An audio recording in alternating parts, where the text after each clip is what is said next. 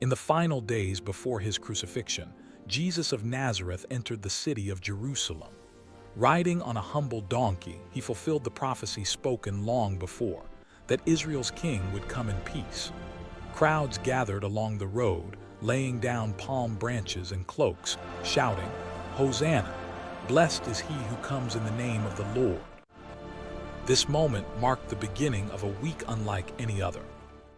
Days later, Jesus gathered with his 12 disciples in an upper room to share the Passover meal. During this supper, he spoke words that would echo through history. Taking bread, he gave thanks, broke it, and said, "This is my body given for you." Then he took the cup and said, "This is my blood of the covenant, poured out for many for the forgiveness of sins." He also revealed a painful truth. One of them would betray him. After the meal, Jesus led his disciples to a place called Gethsemane, a garden at the foot of the Mount of Olives.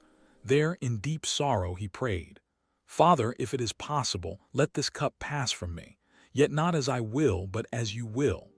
His anguish was so great that his sweat fell like drops of blood. Soon a crowd arrived, led by Judas Iscariot, one of the 12.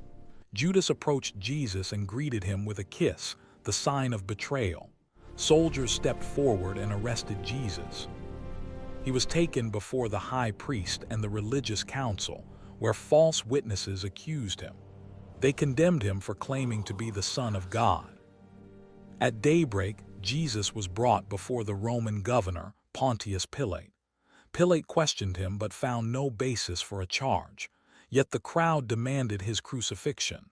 Under pressure, Pilate handed Jesus over to be executed. Jesus was flogged, mocked, and crowned with thorns. The soldiers dressed him in a purple robe and jeered, "Hail, King of the Jews!" Then he was led away to be crucified. Carrying his cross, Jesus walked to a place called Golgotha, meaning the place of the skull.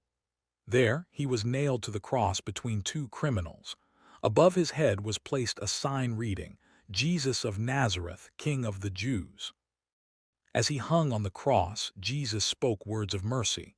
"Father, forgive them, for they do not know what they are doing." Darkness fell over the land from noon until 3 in the afternoon. Then Jesus cried out, "It is finished."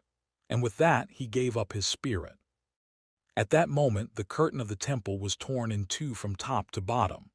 The earth shook, and the centurion watching said, "Surely this man was the Son of God."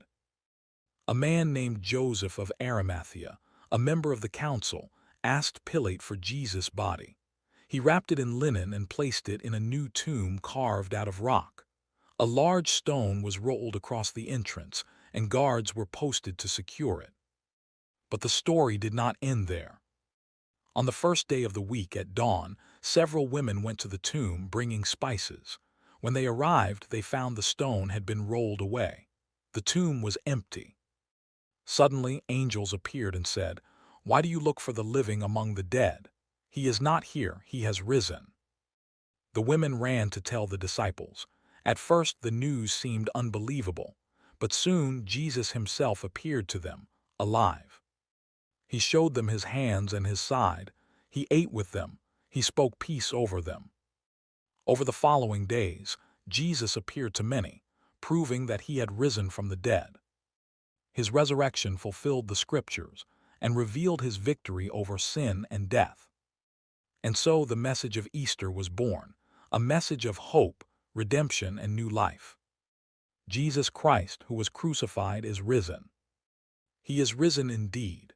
He is now seated on the right hand of God, the throne of God, reigning as the King of kings and monarch of the universe.